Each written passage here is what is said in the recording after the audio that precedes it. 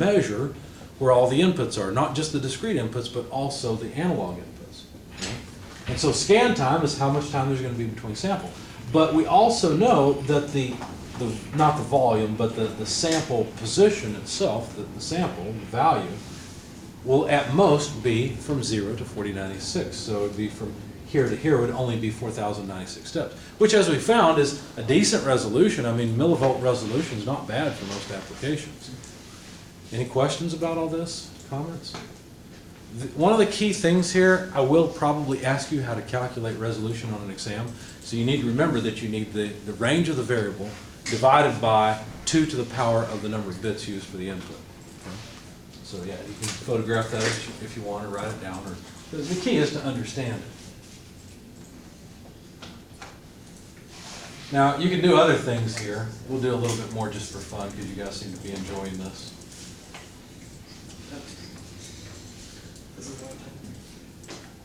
We can take this. Let's listen to what we got. Braden's ramen noodle shirt suits him very well. Let's add an effect. Oh, no. Let's do something like an echo. Oh boy. You gonna auto-tune his voice? Yes. Yes. The first thing I thought. Braden's ramen noodle shirt suits him very well. Okay, so as a delay. Let's see, what do you guys want to try? Auto-tune synthesizer. I don't know if there is an auto-tune synthesizer in here. Let's try some reverb. Pre-delay, reverberance. Let's crank up the reverberance. And less dampening. Braden's ramen noodle shirt. Isn't that neat? Yes. So you can do all kinds of things. And look how the sound has changed.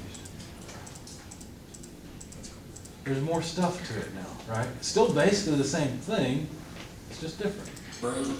And you can even hear it. Braden. You hear that difference, that noise sort of in the background? Okay. So well, does it like space it out or something, and that's how it changes? I don't know. I don't know what you mentioned spacing it out. I'll show you what happens when you space it out.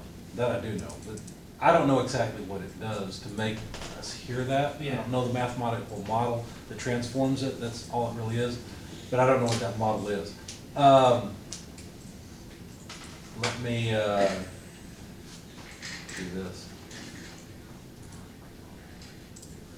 We're going to change it down by a whole octave. Are you ready? Demon voice. That was a lot. How about if we just do a little bit? Change pitch. So we're going to move it up an octave? We can move it up. There we go. Let's go up. You know what's going to happen, right? Oh, wow. They're changing that one? Okay, thank you for being a good sport and letting us play with your voice. There's all kinds of fun stuff you can do. What I want you guys to remember is that analog signals are discretized in time. You don't have a continuous signal anymore, and they're discretized in level. That's what your PLC does. So when your PLC takes in a signal, it's kind of chopping it up. The original signal's gone. But when it outputs an analog signal, it also can only output at certain, times and at only certain levels, not just any level you want. So it's important to understand that.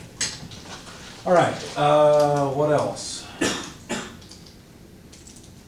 Well, we can talk about sensors, but it's probably time for a break. So I'm going to pause the camera.